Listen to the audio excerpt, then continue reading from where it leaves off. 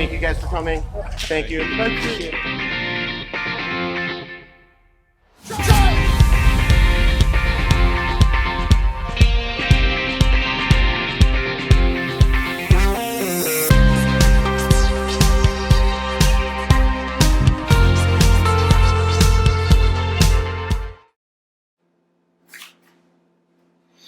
Welcome to the Fundamental Striking Series. We're going to be looking at lower body striking. We're going to look at various types of kicks. And for this video, we're looking at kind of all straight kicks, or kicks that go out in front of you, or the target is in front of you. They may have some different types of chambers, but for generalization, all these kicks are pushing or kicking forward.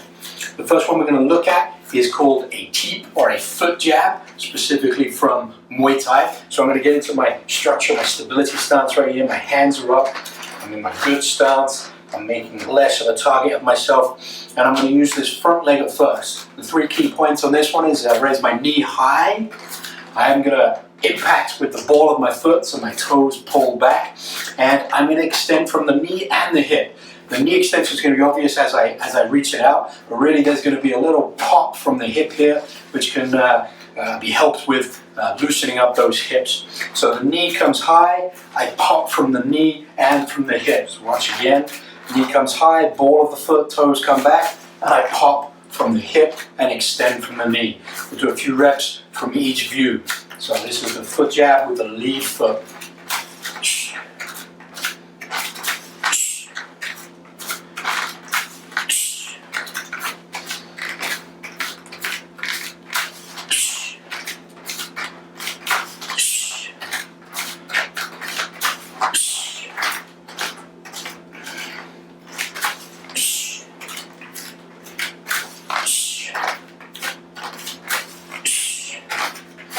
So that's the teep of the foot jab from the lead foot.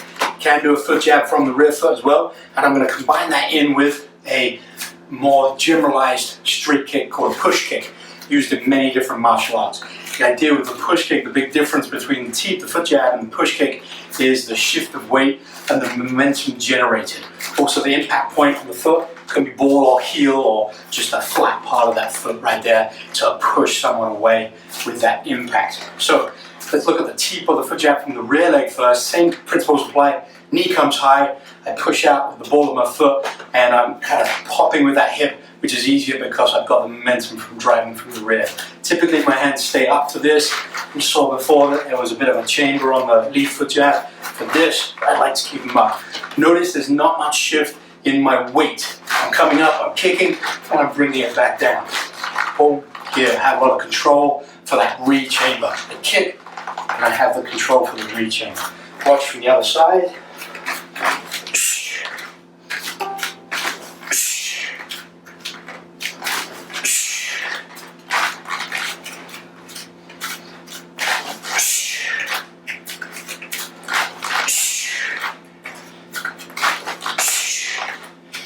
So now I'm going to change that rear leg again, and I'm going to make it into this push kick. You're going to notice my torso comes forward, all my weight comes forward, and I will step down into my opposite stance. So right now my left foot is forward. When I finish this kick, I'm going to bring the knee up high again.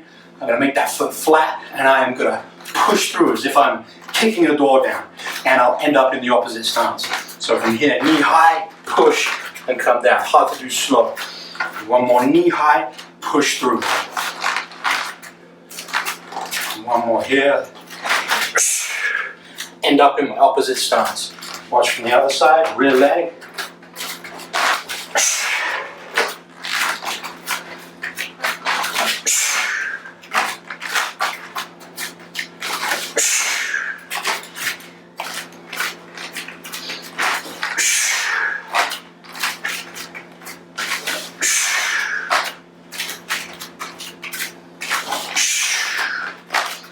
And so that's going to be the push kick. The last type of straight kick we're going to look at is going to be a snap kick, where the majority of the force is generated from the extension from the knee, as opposed to momentum created either from the hip or from stepping through. So the first one we'll look at from my system, Hapkido. I'm going to be in my fighting stance right here. My knee comes up, my lower leg extends, typically be kicking with the laces, re-chambers, and it comes back down again. So a chamber, kick, rechamber, down. Again, hard to do, a little bit slow. Chamber, rechamber, chamber, kick, rechamber. Chamber, kick, rechamber, down. So again, most of that momentum coming from the knee. Looking from the other side.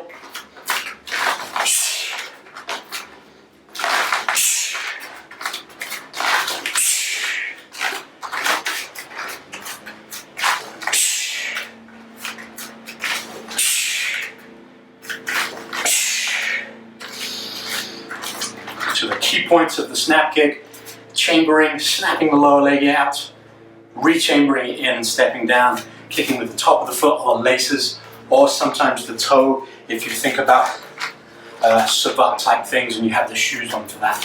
So those are 3 of the basic straight kicks. Next video we'll look at some kind of alternative straight kicks, and then we'll move on to the rounds. Hope you enjoy it. Stay safe and enjoy your training, friends.